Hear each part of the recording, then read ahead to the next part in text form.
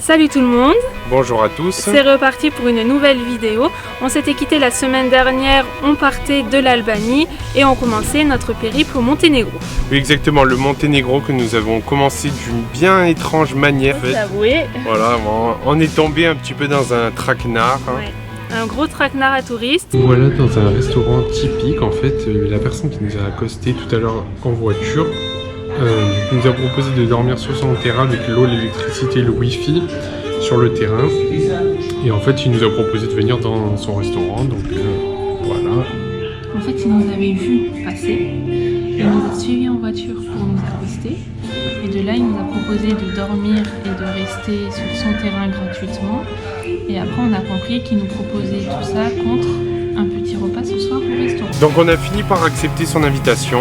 On arrive sur un terrain qui est en fait pas un terrain de camping du tout, on est sur un terrain vague face à son restaurant. Bon, alors une fois rentré dans ce restaurant, la personne nous avait appâté en nous disant qu'elle allait nous faire visiter la région, enfin nous faire découvrir la région au travers de cartes et de choses à faire. En fait, pas du tout, on est complètement tombé dans un traquenard puisqu'il nous a poussé complètement à la consommation. Oui, alors sur le coup on n'a pas vraiment vu venir et on s'est dit bon, c'est pas grave, de toute manière c'était un resto typique, on s'est dit on va découvrir aussi la nourriture locale, donc sur le coup c'était pas bien grave de consommer au restaurant. Mais c'est après, il nous a encore poussé plus à la consommation et il nous a proposé une activité notamment qui est la sortie bateau. Il a lourdement insisté, mais la personne était quand même assez jovial et utilisait des mots quand même bien placés, donc nous a bien bobiné. Bon, on était quand même content de pouvoir faire une activité, découvrir le Monténégro sous d'autres angles. On a réalisé qu'on avait payé un prix exorbitant parce que la personne avait insisté qu'on paye tout de suite pour réserver cette sortie bateau le lendemain matin. On n'a pas eu le temps de réfléchir et c'est vrai que comment il a mené, maintenant avec du recul on se dit mais on a vraiment été très bête, mais sur le coup on n'avait plus le temps de réfléchir, il nous incitait, bon vraiment un manipulateur, mais voilà, c'est moi qui suis d'habitude, je fais attention aux dépenses, faut quand même bien le dire, là j'arrivais plus et ça connectait plus. Donc voilà, ouais, bon, c'est pas grave, mais on a fait la sortie bateau et c'est vrai qu'au moment de payer on s'est dit mais qu'est-ce qu'on a fait, surtout qu'on n'était pas sûr qu'il fasse beau le lendemain, donc on s'est dit s'il fait mauvais, s'il pleut, c'est la catastrophe. Bon, on a eu de la chance, on est tombé pile dans le bon créneau où il faisait beau et quelques minutes après il y a d'autres Français qui sont arrivés qui ont eu la même sortie bateau mais eux sous la pluie, donc on était quand même l'un dans l'autre, on a été chanceux. Oui, apparemment, donc ce propriétaire, je vais le dire, donc c'est le restaurant Le Pélican, là j'ai quand même bien retenu le propriétaire. Ils sont connus pour alpaguer tous les touristes du coin et faire tomber dans le panneau pour la sortie bateau, pour le restaurant. Donc c'est un traquenard qui est connu, nous on est tombé dedans, mais on fera attention maintenant la prochaine fois, tout simplement. Voilà, donc on vous laisse découvrir la sortie bateau. C'est l'heure de la petite balade en bateau sur le lac de Skoder qui sépare l'Albanie du Monténégro. On essaie de profiter de l'instant présent, du paysage et d'observer les oiseaux en oubliant le vice de cette sortie.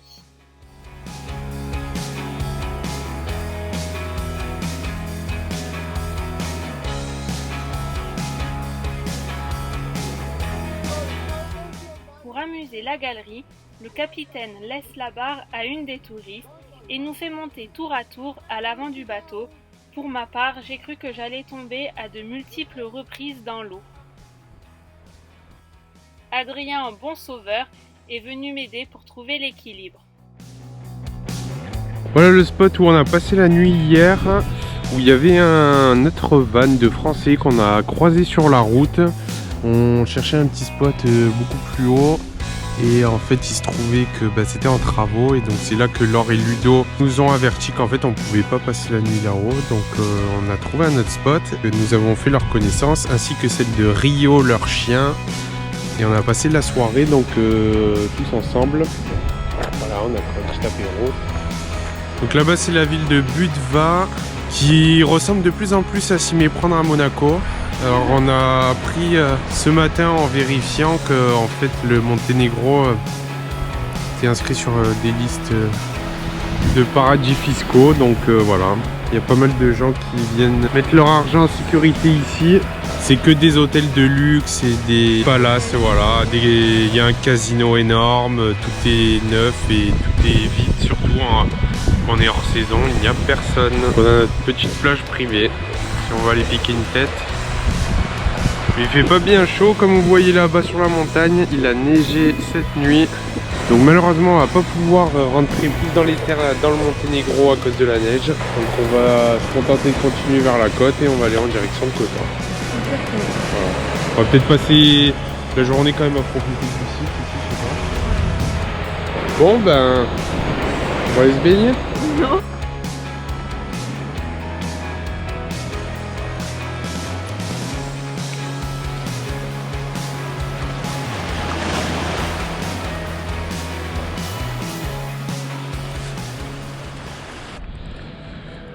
La lumière commence à baisser, on est en fin de journée. C'est toujours aussi beau ici.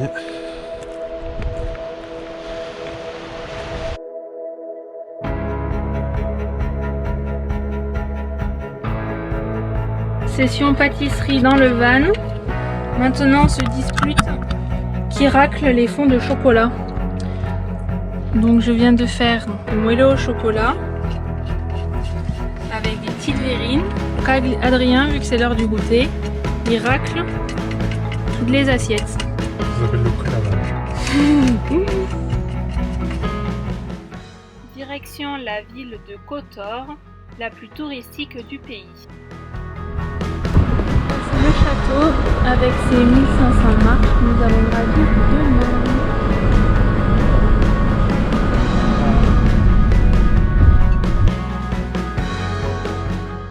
Durant le voyage, il faut parfois être souple et faire des compromis sur les endroits où se garer pour passer la nuit. Il n'est pas toujours possible de dormir dans des endroits isolés en pleine nature, surtout si nous voulons visiter des villes incontournables comme Kotor. Donc voici notre endroit pour la nuit, près de la route mais surtout de la vieille ville, bord de mer, avec la possibilité de faire une balade au bord du fjord. Voilà l'entrée de la vieille ville de Kotor. Donc on est accueilli par deux anciens canons et cette porte a été créée le 21 novembre 1944, donc un petit peu avant la fin de la guerre.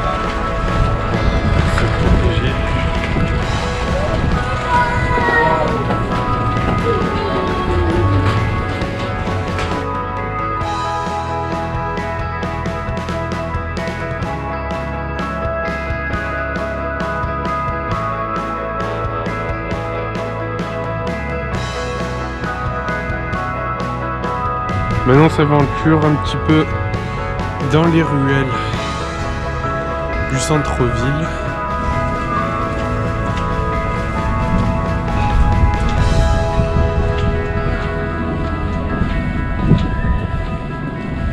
Ah, c'est vraiment sympa parce qu'en fait on passe dans un dédale de rues et on passe d'une rue à l'autre et on tombe sur des petites places comme ça, comme cette église là qu'on peut admirer. C'est vraiment super sympa quoi.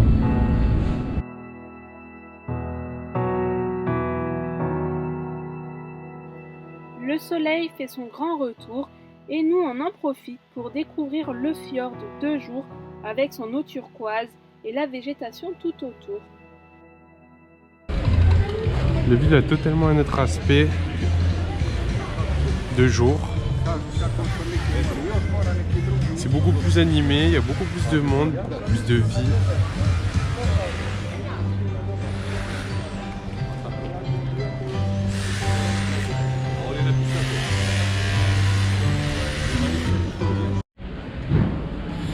On se balade un peu dans les rues. Ça fait plaisir parce que c'est bien plus animé qu'hier. Les boutiques sont ouvertes, il y a un peu de monde dans les rues, ça fait vivant quoi.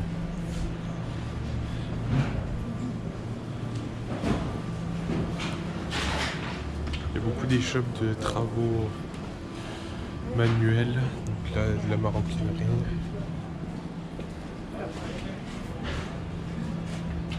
Ils font des tapis, bijoux. Voilà à quoi ressemble la vieille ville de Kotor.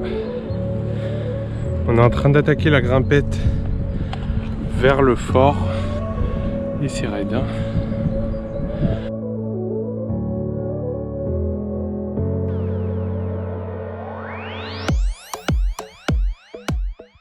C'est parti pour les 1500 marches qui séparent la vieille ville à l'ancienne forteresse de Kotor.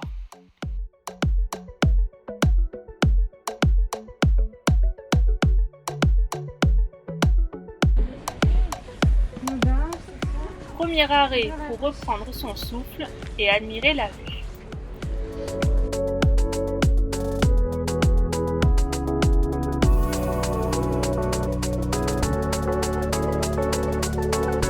Petite pause pour reprendre notre souffle. Ça grimpe, hein? Moi je vais bas à 150 quasiment.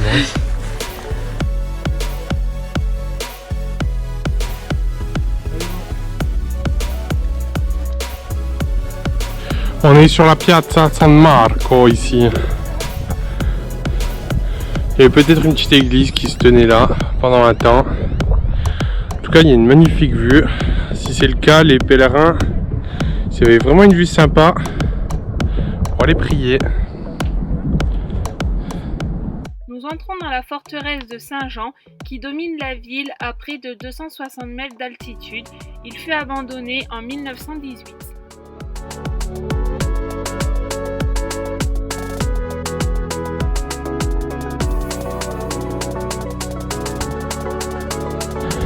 Alors on est arrivé quasiment tout en haut de la forteresse, sauf qu'on s'est planté de chemin parce qu'on voit qu'il continue à grimper là-haut et nous avec le chemin qu'on a emprunté on est bloqué, donc on va devoir redescendre un peu.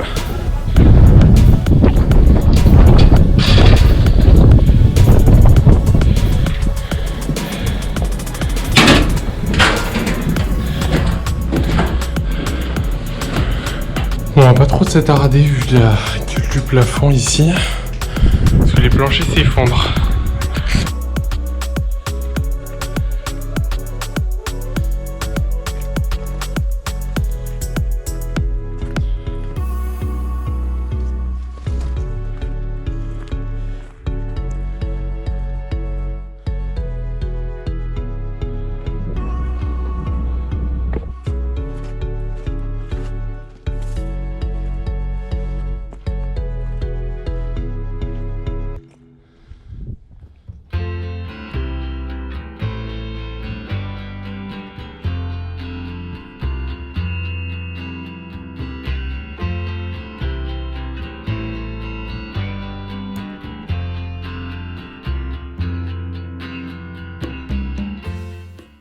À quelques kilomètres de Kotor, nous arrivons à Perast, un petit village situé sur la rive nord des Bouches de Kotor.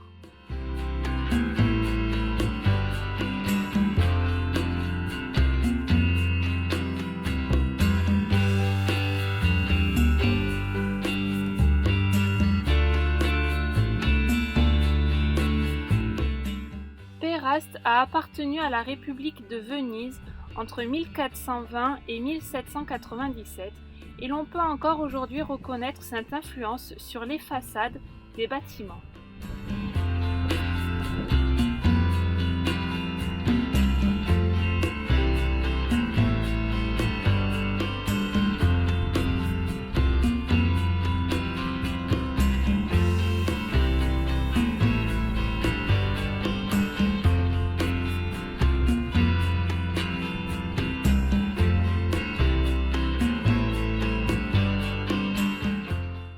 Petit atelier burrito au bord de la mer directement dans le fjord avant de reprendre la route vers la Croatie.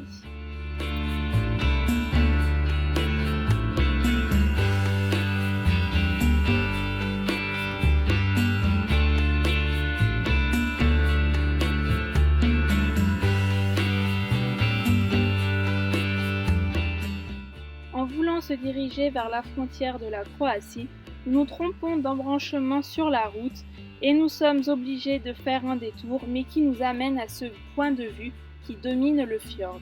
On peut voir que ici c'est Perast, donc on y était tout à l'heure, et vraiment tout au bout, donc derrière ici ces montagnes, il y a Kotor mais on ne voit pas.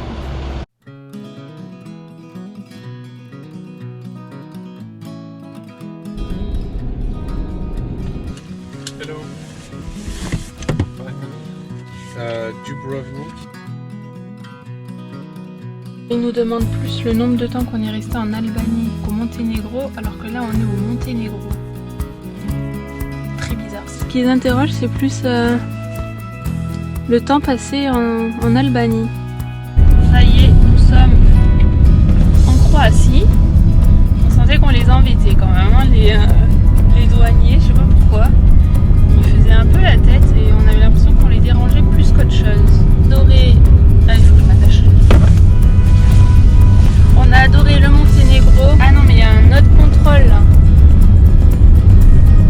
Attendez, là on a quitté le Monténégro et là maintenant on passe en Croatie. Enfin bon, bref, Monténégro, on n'est pas resté trop longtemps non plus parce qu'on veut vraiment profiter des autres pays qui nous restent à visiter. Et là en fait, il y a un autre contrôle.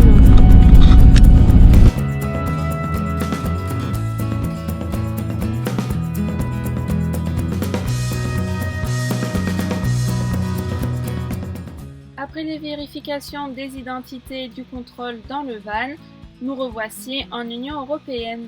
On quitte le Monténégro, on espère que cette vidéo vous a plu. C'est vrai qu'on va faire un petit bilan, le début a été un peu chaotique avec cette petite entourloupe, mais ça a quand même très bien fini parce que c'est quand même un pays qui est très très beau. Les fjords étaient magnifiques. Oui, malheureusement on n'a pas pu visiter l'intégralité du pays car il y avait beaucoup de chutes de neige à ce moment-là. C'est un pays quand même qui est très montagneux, donc on a simplement longé la côte, mais on a été étonnamment surpris du Monténégro par sa beauté, la gentillesse de ses habitants, et on a fait aussi de belles rencontres, donc c'était vraiment un bonheur de visiter ce pays. Oui, et peut-être que ça vous a aussi donné envie de découvrir ce pays et peut-être d'y aller cet été. Maintenant, on quitte le Monténégro et on va vers la Croatie. Donc on se dit à la semaine prochaine pour de nouvelles aventures et dans un nouveau pays surtout. C'est ça, à bientôt. Salut. Salut.